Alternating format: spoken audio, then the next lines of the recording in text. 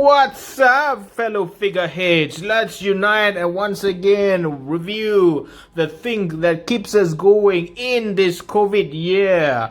Beautiful Marvel Legends. This time around, we have the two big boys of the X-Men universe as part of the Marvel 80 years sort of offerings, as it were, Marvel Legends offerings. And man, yes, as you might know, I have been on a binge for X-Men related figures. So I've got the Professor X, as everyone would, I suppose, when you start off. Then I got myself the Love Triangle 3-pack, which is a beauty all by itself.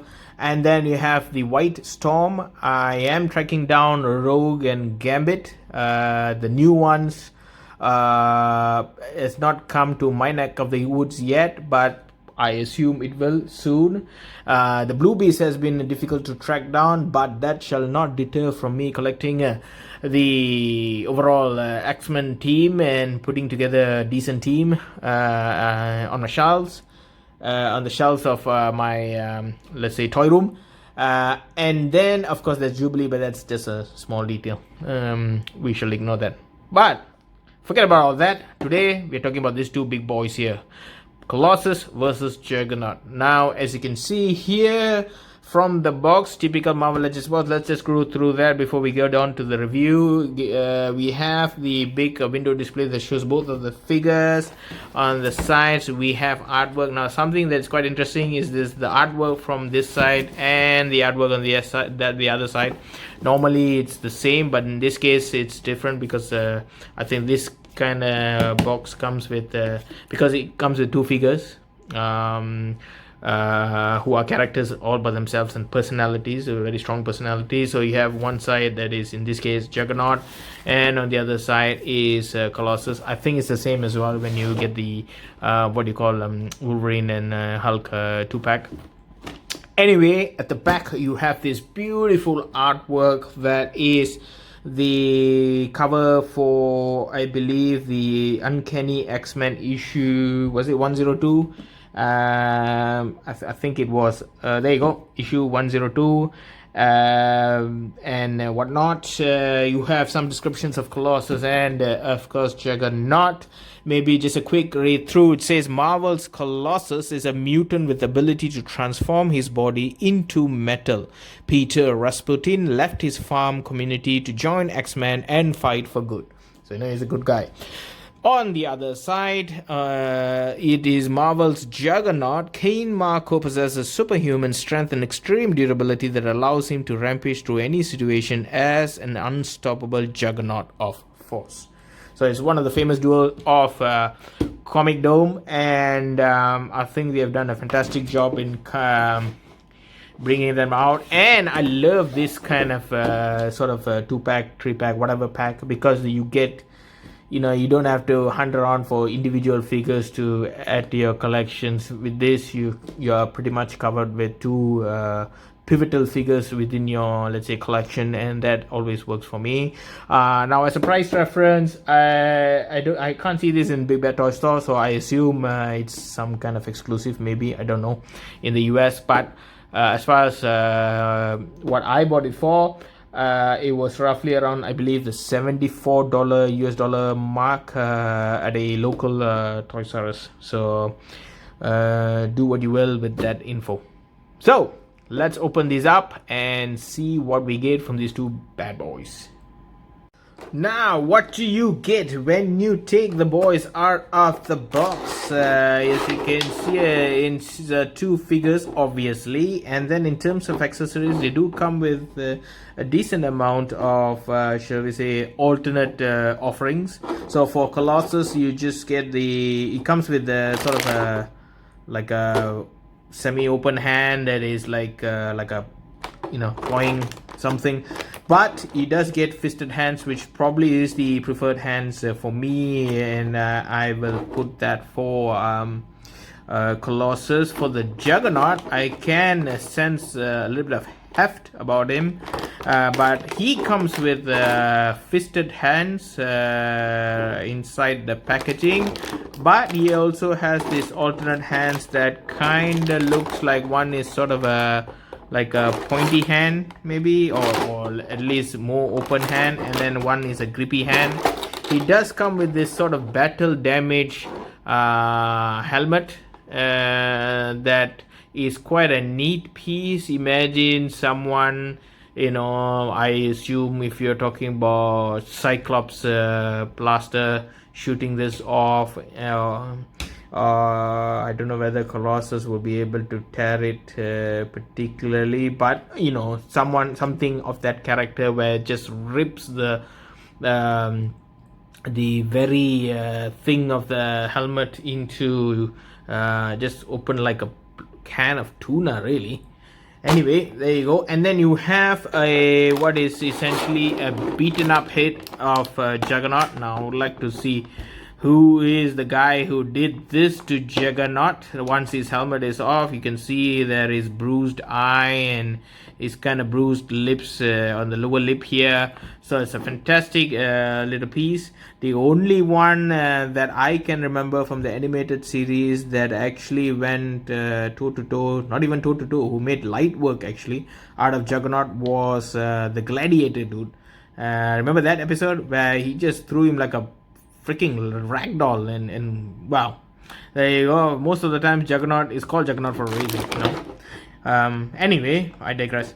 So that's what you get. So let's open them up. I suppose that's the only accessory you are gonna get. I know, of course, these guys are known for their strength, so they're not gonna get any other, I suppose, accessories. So let's open them up, play around with them in terms of articulation and whatnot, poses, and get on with the review. Right, as usual, here's the figures right out of the box. So let's take one figure at a time, move Juggernaut out of the way, and let's look at the figure in closer inspection just to give you an indication. The first thing I would do straight out of the box is to check for any quality control issues in terms of paint job, loose joints, that sort of stuff.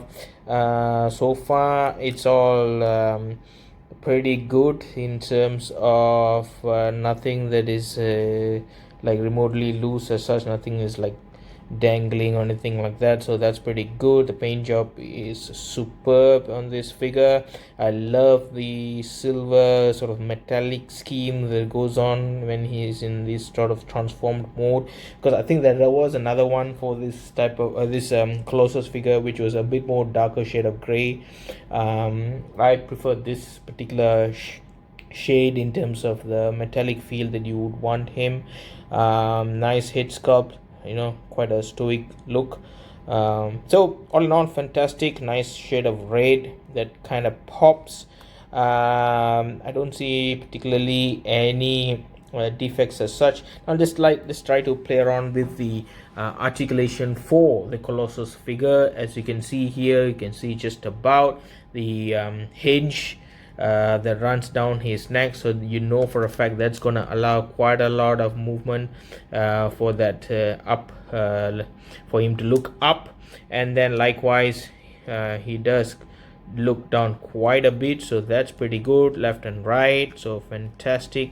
There's a cut to his diaphragm that allows quite a bit of crunch forward and quite a bit of stretch backwards. So this is pretty good. This is as good as it can get, really. In terms of his arms, he can stretch out by that much, he can go forward that much, but right here you can see it's just a single joint, so the bend to his elbow is only going to allow him to do that much. So not even 90 degrees. I think the bicep get in the way. So that's it is what it is. Then you can see just about the hinge there, where you can have the front and inward and outward bend. That's pretty decent for this figure, I suppose. You have the cut at his waist section. I think you just about see that if you take out the belt. There you go. That allows the waist swivel. The belt does get out of the way. What else? The famous thigh cut, so that's pretty good.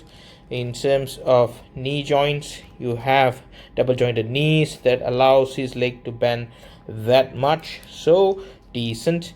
And also ankle articulation that's cleverly hidden. However, I can't seem to go a lot to the front.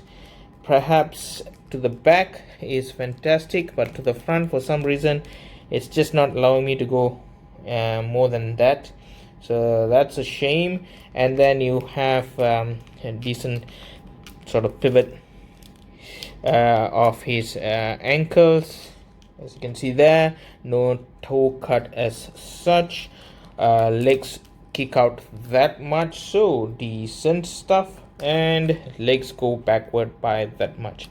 So all in all, I think Colossus, for what it's worth, he has decent articulation.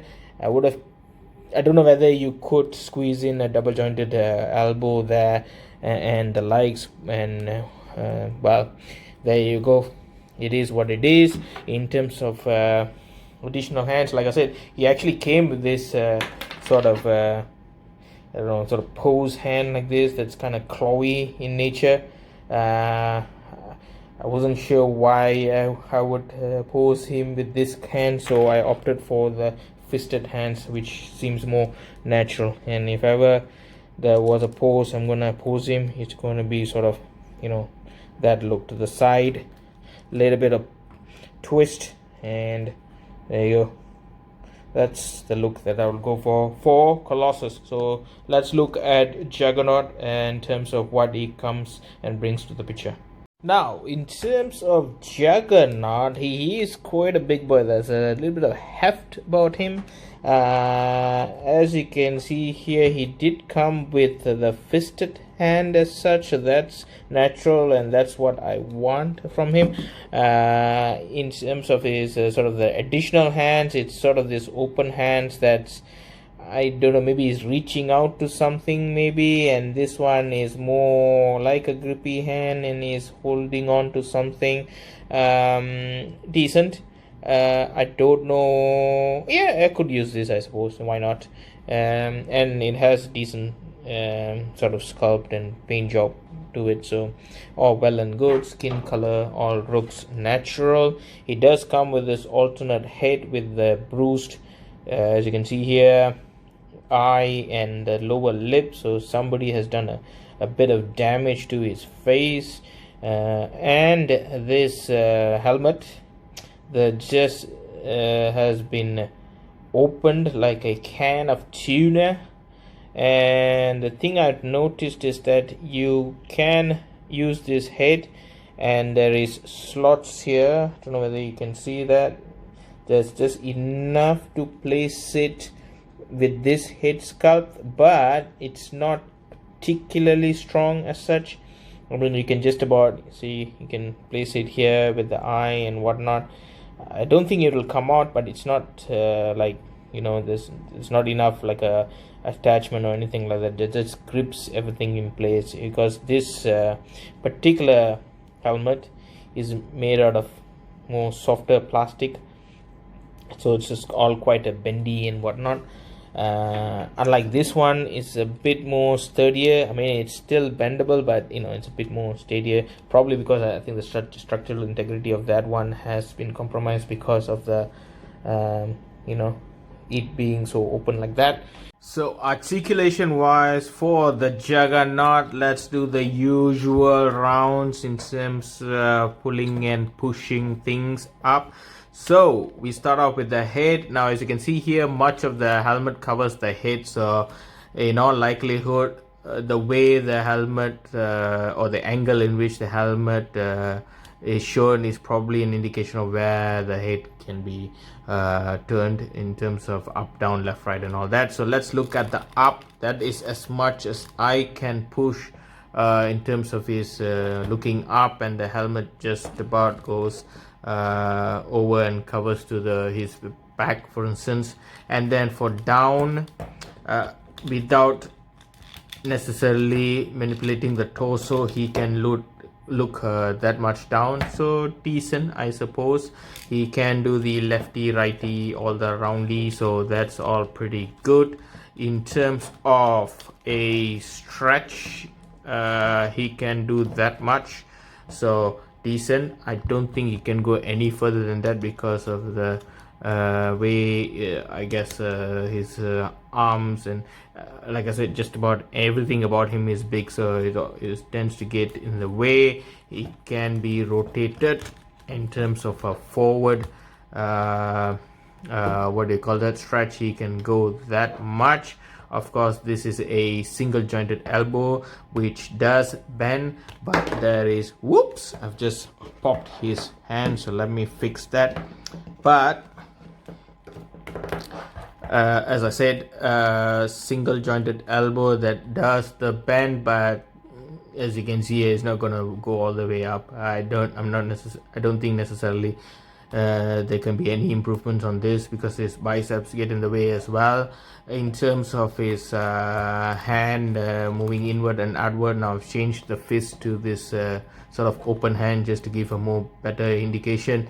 You can see that's as much inward as possible. Any more down and this is gonna pop, and that much what do you call that, extension outward, so that's pretty decent. And also this is more visible for the sort of the open hand as opposed to the fist hand, because the fist hand, you see, I've stretched as much as I can outward, and you can't really see that much of a difference as well as inward, but for the open hand you can see a little bit more difference. In terms of the torso, you can see just about the cut that goes ever so nicely to his chest and whatnot, is the diaphragm. But this is quite surprising in a sense that there is quite a bit of bend. You see here, there's the throw goes all the way down, so that's pretty good for a big man like this, and there's almost as bendable as anything big that you can imagine. It doesn't necessarily translate to the stretching at the back.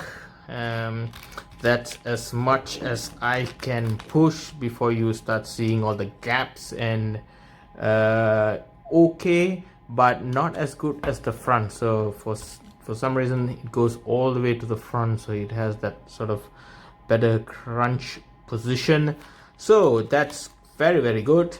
He has the waist swivel, he has the thigh swivel, he has only single jointed knee. That's just about pushes that much in terms of a bend, nothing more than that. Again, he has massive thighs, so that's never gonna go anywhere. In terms of the feet, there goes the up much better, I would say, than the Colossus figure. It goes down that much. Again, quite a bit of what do you call that, backwards, and then a little bit of pivoting. Yeah, quite a lot of pivoting actually. You can go all the way, so that's pretty good. What else do we need? Can we see whether he can kick? How far can he kick? That much, I suppose, because again, this thigh is always going to get in the way. I mean, just look at the size of that, my friend. Is gonna stop everything in its path, just like the Juggernaut. In terms of back, he can go that much, so that should give you enough of a, let's say, a running pose or whatever. So that's pretty decent for a big guy. You know, you've got to be kidding me if you're expecting me to do the split on this guy. It's never gonna happen. As you can see here, that's not gonna allow that. But for what it's worth, I think his articulation is okay for a figure of this size and nature.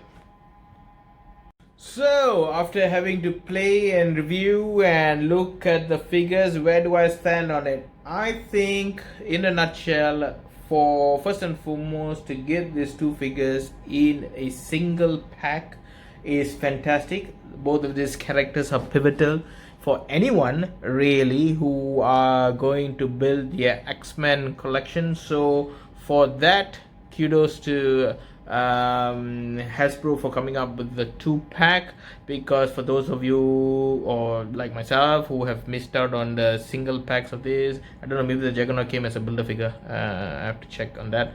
Anyway, this is another version that you can get and add to your collection, so that's the good thing.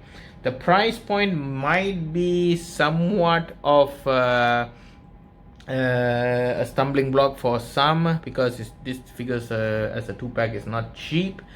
But at the same time, if you consider all the running around and trying to find these figures, and paying, let's say, secondary market, because I think the previous figures were all kind of from previous waves, and it doesn't give much in the way for new collectors if they ever want to look into X-Men.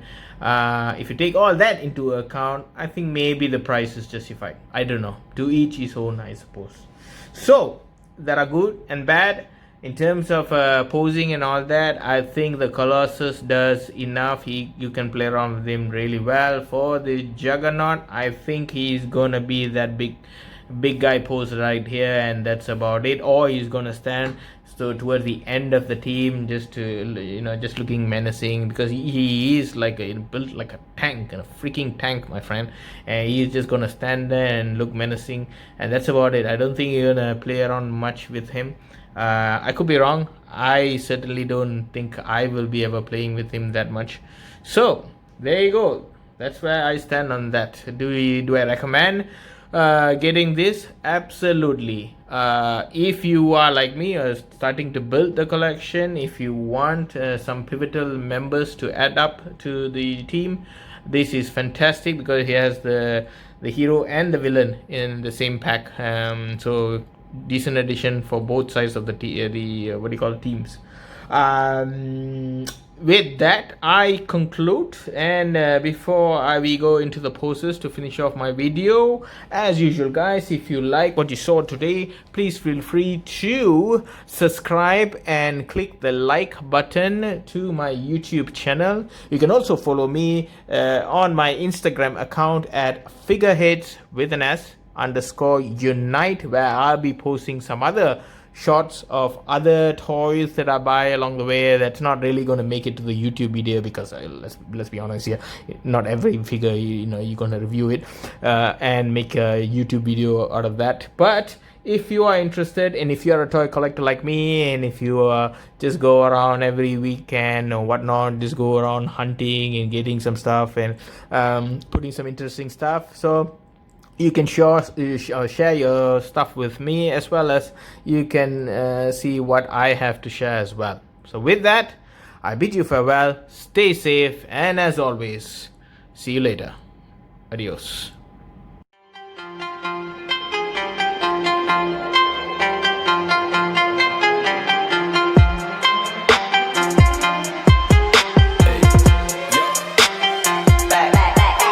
Here we go, making really on, getting icy zone, flexing, I've been swerving, make it trendy, we look sexy. Here we go, making really on, getting icy zone, flexing, I've been swerving, make it trendy, we look sexy.